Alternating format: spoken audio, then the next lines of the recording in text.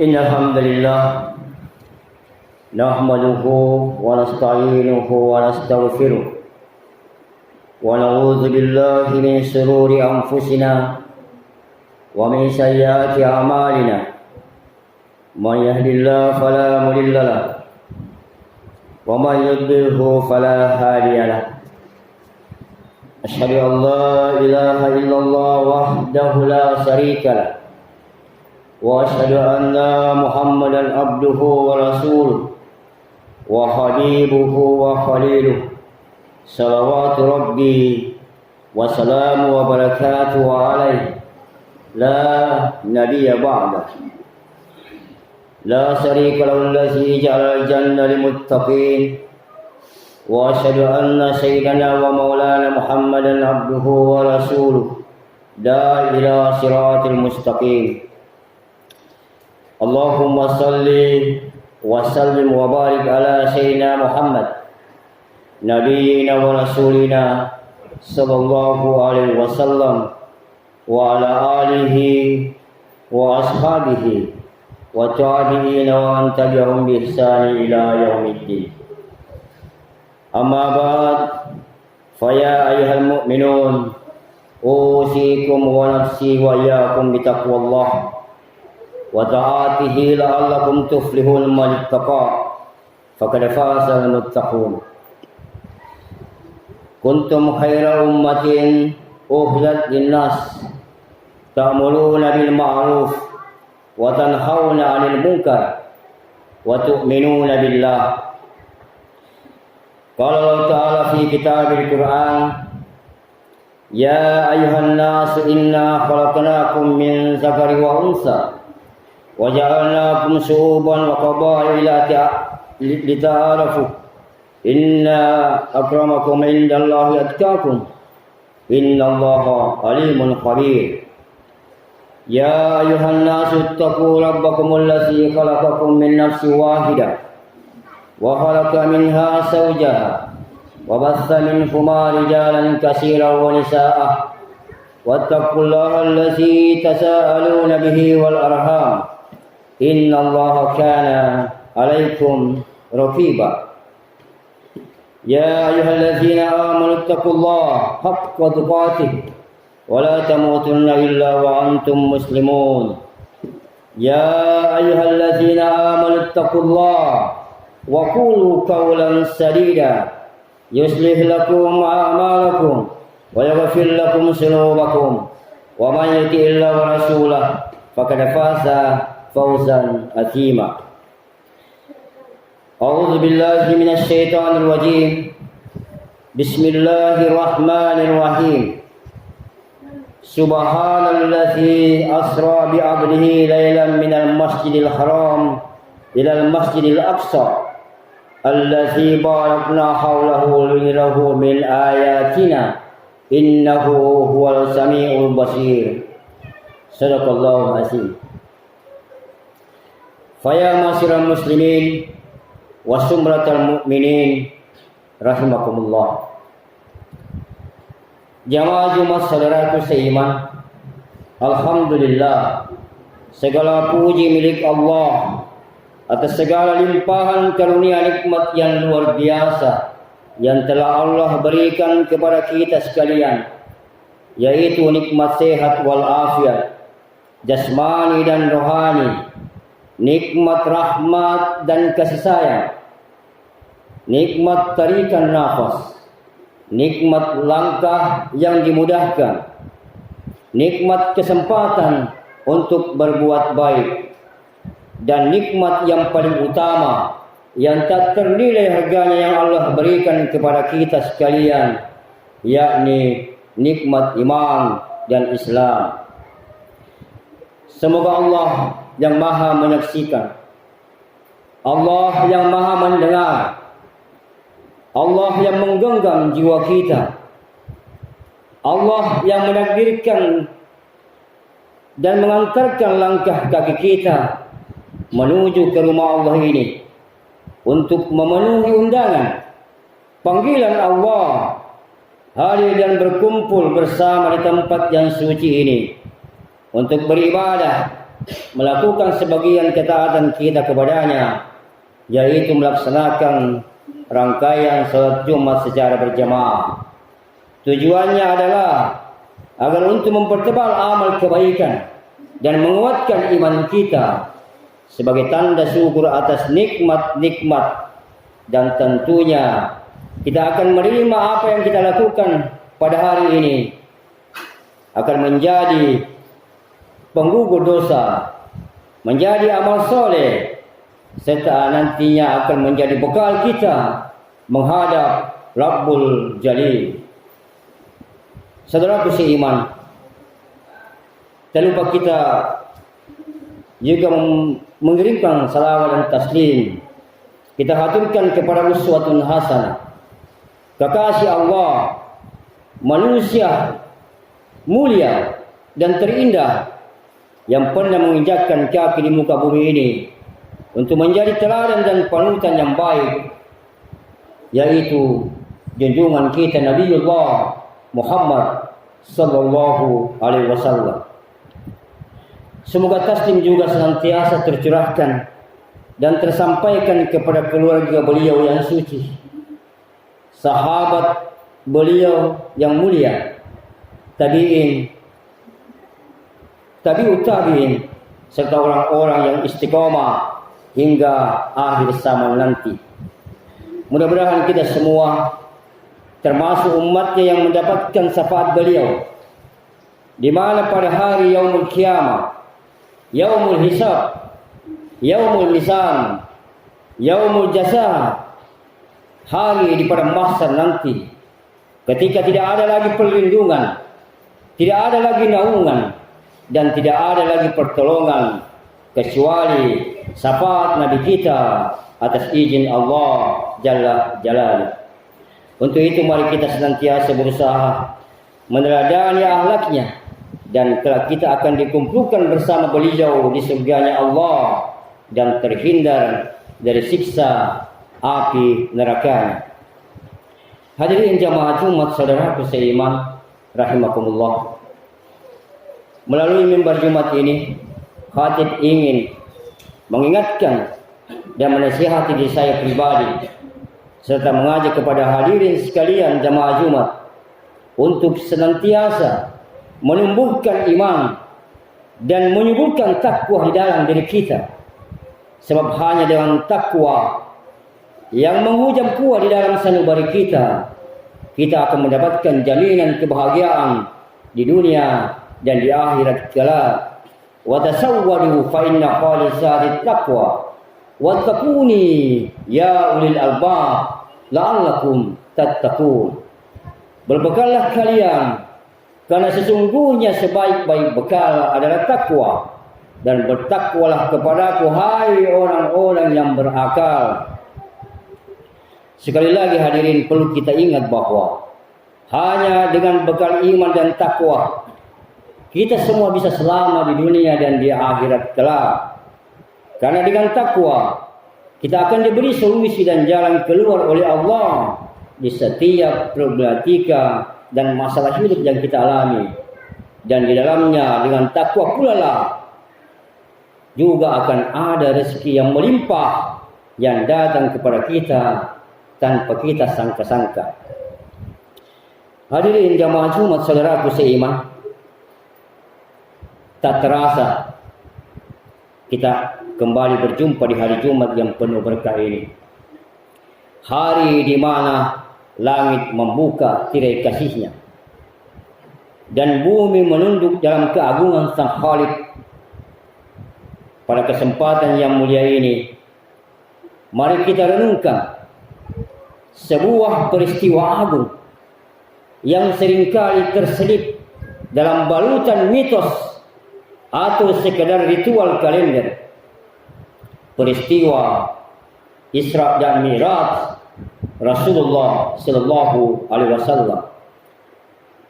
Sejenak kita terbangkan jiwa kita mengikuti jejak sang penunggang unta memerah, yaitu Burak, meninggalkan hingar-bingar duniawi, menembus batas logika menuju kekuasaan ilahi.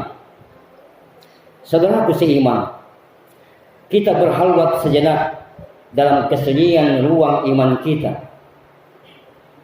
Kita berada di Saman, di mana cahaya keimanan seringkali tersamar oleh gemerlapnya dunia. Kita hidup di era yang serba cepat, serba instan, dan serba terbuka. Namun, di tengah kecanggihan peradaban, kita dihadapkan pada sebuah fenomena yang mengiris hati. Semakin memudarnya makna dan kekhusyuhan dalam memperingati peristiwa teragung sepanjang sejarah Nabi kita Muhammad SAW, yaitu Isra dan Mi'raj. Isra Mi'raj bukan sekedar peristiwa rutin tahunan yang diwarnai dengan repetisi kalimat marhaban ya rajab atau semaraknya hiasan lampu berwarna-warni di setiap masjid-masjid. Namun lebih dari itu, peristiwa ini adalah intisari dakwah, bingkai cinta tertinggi antara makhluk dan Khalik, serta bukti keagungan sang Nabi akhir zaman. Saudaraku seiman, peristiwa ini terjadi di tengah badai ujian yang menderah Nabi kita Muhammad SAW dan umatnya, tepat pada tahun ke-10 kenabian, di mana Rasulullah SAW ditinggalkan oleh Khadijah, sumber cintanya, dan Abu Talib, pelindung kekuasaannya. Kehilangan dua sosok vital tersebut membuat Nabi kita dalam keadaan terjepit dan terasing. Di tengah kesedihan itu, Allah memberi nabinya hadiah terbesar, sebuah perjalanan spiritual yang melampaui batas waktu dan ruang. Allah berfirman di dalam kitabnya yang mulia, di dalam surah Al-Isra ayat 1 yang menjadi saksi bisu keagungan perjalanan ini. Maha suci Allah yang telah melesatkan hambanya pada malam hari dari Masjidil Haram ke Masjidil Aqsa, yang telah kami berkahi sekelilingnya agar kami perlihatkan kepadanya sebagian tanda-tanda kebesaran kami. Sesungguhnya Dia adalah Maha mendengar lagi Maha melihat. Ayat ini turun menghibur Nabi kita dan menegaskan bahwa cinta Allah jauh lebih besar daripada dunia yang hilang. Saudaraku seiman, jika kita perhatikan momentum Isra Mi'raj di zaman sekarang ini, seringkali terasa hambar. Kita bertanya dalam hati, mengapa bisa demikian? Ada pergeseran makna dari esensi ke eksistensi. Dahulu, kisah Isra Mi'raj diceritakan dengan penuh haru dan air mata, terutama pada bagian Sidratul Muntaha, di mana Rasulullah SAW bertemu dengan Tuhannya. Salat yang 5 waktu sebagai anugerah langsung menjadi obat bagi jiwa yang letih. Namun di era modern saat ini, seringkali kita merayakannya dengan seremonial semata. Perdebatan tentang ucapan selamat Isra Mi'raj bahkan menjadi perselisihan menguras energi, padahal esensi perenungan telah hilang.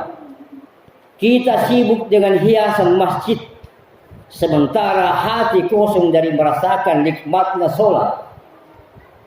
Tergerusnya kelembutan hati oleh kesibukan duniawi. Hadirin jamaah Jumat saudara seiman, Rasulullah SAW diangkat ke langit dalam keadaan fisiknya terjaga sepenuhnya. Di zaman sekarang, kita seringkali tertidur dalam kehidupan nyata, padahal mata terbuka. Orang berbicara tentang Mi'raj, tapi melupakan makna Mi'raj, yaitu jembatan emas menuju keimanan. keasikan dunia, bisnis, dan tren sosial media telah melapiskan tebal-tebal kepekaan hati. Kita mendengar kisah Isra Mi'raj, tapi tidak ada satupun yang masuk ke lubuk hati, karena hati kita tertutup oleh hijab tabir yang terbuat dari hiasan duniawi. Saudaraku seiman, banyak umat Islam zaman sekarang yang terjebak pada dimensi fisik Isra Mi'raj. Mereka merayakannya dengan berdoa atau membaca sejarah perjalanan Nabi. Namun dia lupa bahwa puncak dari perjalanan ini adalah hubungan langsung hamba dengan Tuhannya tanpa perantara dan turunnya perintah solat. Saudaraku seiman, jangan sampai kita terjebak dalam dua kutub. Kutub yang merayakan Isra Mi'raj dengan dosa dan khurafat, atau kutub yang melupakan sama sekali, seolah peristiwa ini tidak ada maknanya.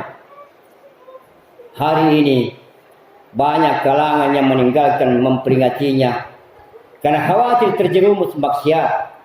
Padahal para ulama besar Syafi'iyah, Hambali, dan Imam Nawawi telah mensunnahkan untuk memperingati Isra Mi'raj dengan kajian dan pujian, namun dengan catatan menjauhi kemungkaran.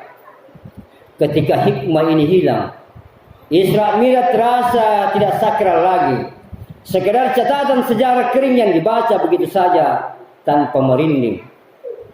Saudaraku seiman jamaah Jumat rahimakumullah, mari kita tarik kisah seorang tabi'in, Abdullah bin Umar bin Khattab radhiyallahu anhuma. Beliau berkata, Rasulullah SAW menggambarkan Lailatul Qadar dengan gamblangnya, namun para sahabat lupa atau tertidur. Analogi ini mirip dengan kondisi kita sekarang. Allah telah menggambarkan keagungan Isra Mi'raj di dalam Al-Quran, namun kita seolah tertidur saat mendengarnya.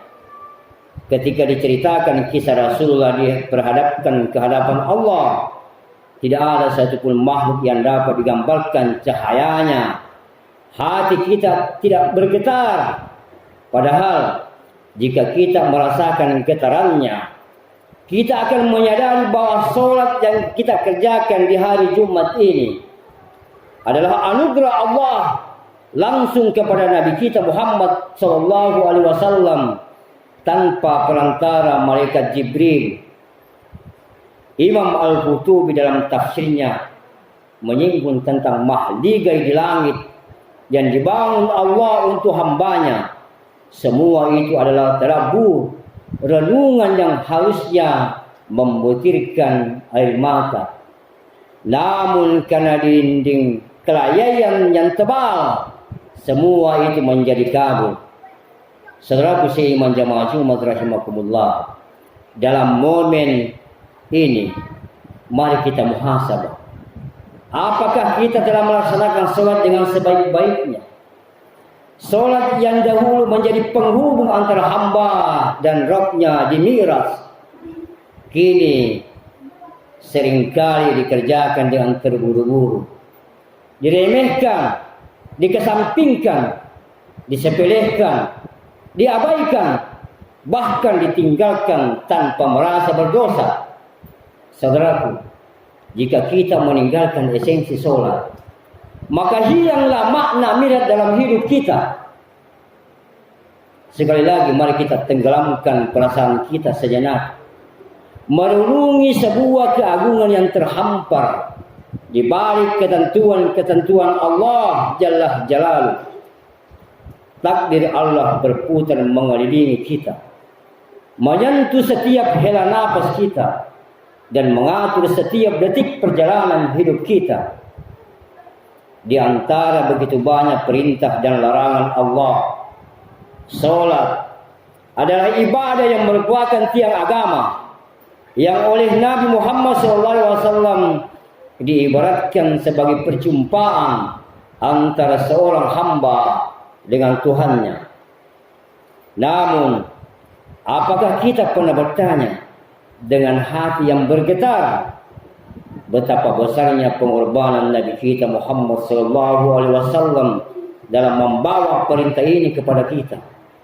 Betapa pedihnya ia berjuang dan betapa beratnya beban yang ia pikul hanya agar kita bisa meneguk air keimanan yang bernama solat. Mengapa kita seringkali melupakan harga tinggi yang dibayarkan Nabi kita sallallahu alaihi wasallam hanya agar kita mendapatkan perintah ini. Ini adalah kabar gembira di tengah gelapnya langit. Bayangkan hadirin, kalau itu sebuah lorong panjang di Mekah yang suci, tahun-tahun awal kenabian, dinding-dinding batu seakan berbicara tentang kebisuan. Tidak ada suara azan, tidak ada ruku, tidak ada sujud. Hanya Nabi kita dan para sahabatnya yang merindukan indahnya dekat dengan Sang Pencipta. Lalu peristiwa Isra Mi'raj terjadi di malam yang sunyi itu. Pada peristiwa luar biasa itu, Allah Jalla Jalaluhu menemui hambanya tanpa hijab. Perjalanan dari Masjidil Haram ke Masjidil Aqsa, lalu menembus langit ketujuh hingga Sidratul Muntaha. Ini bukan sekedar perjalanan fisik. Ini adalah ekspedisi rohani yang membuai jiwa Rasulullah. Di tengah keindahan luar biasa itu, Allah Jalla Jalaluhu menetapkan salat sebagai hadiah terindah.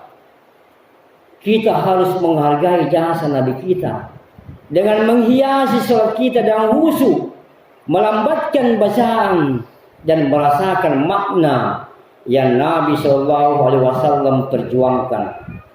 Jangan biarkan sorotan mata Nabi kita di akhirat nanti mencari kita sebagai umat yang mengingkari perjuangannya.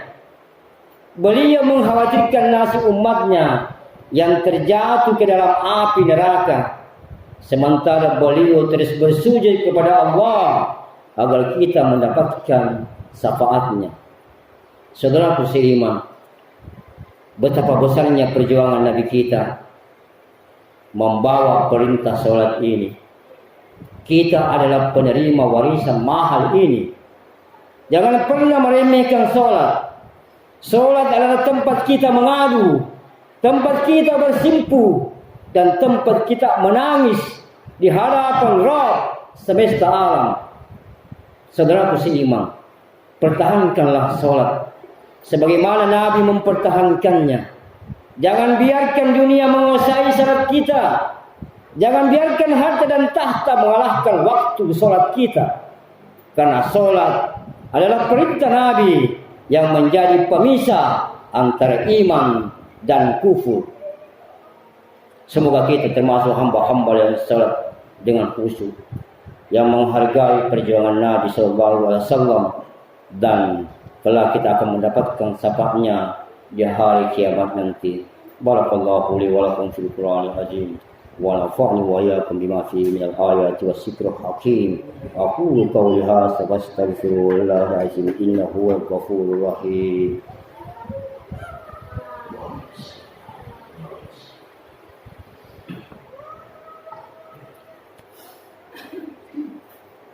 Alhamdulillahi rabbil alamin, hamdan katsiran thayyiban mubarakan fihi.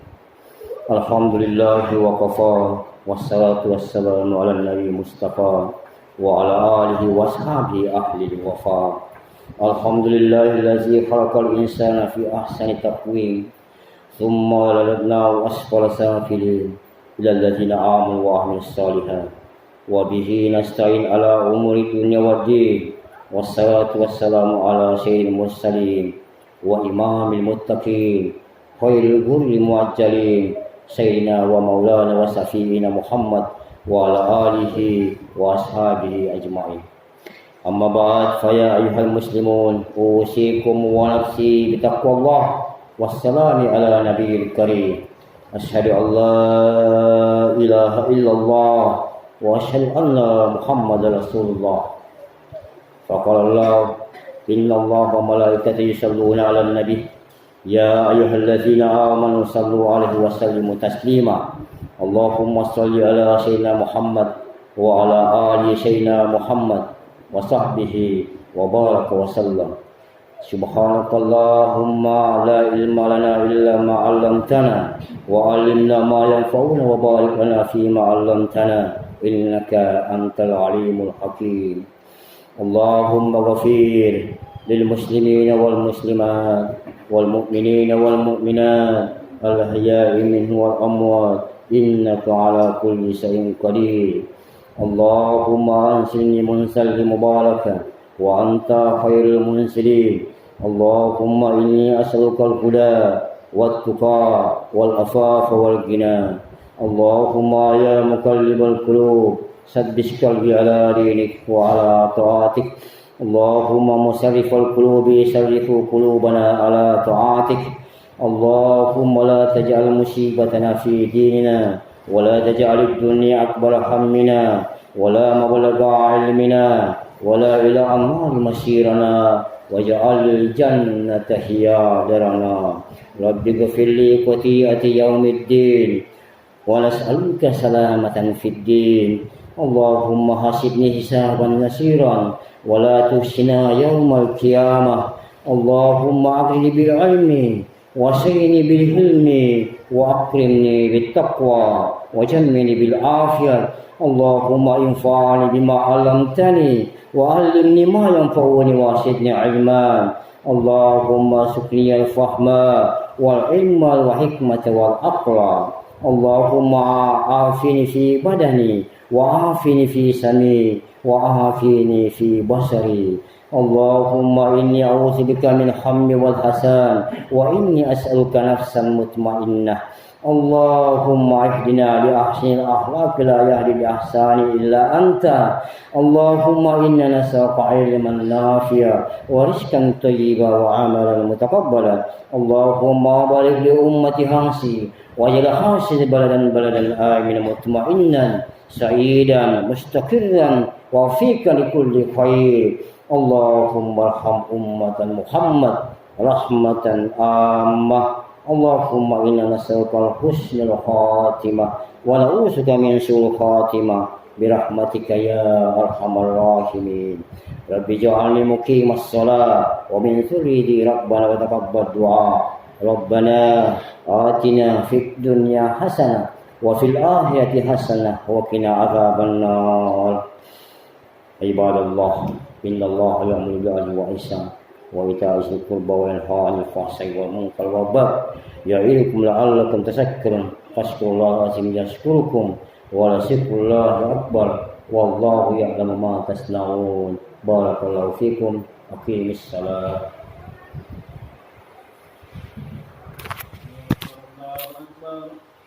لا إله إلا الله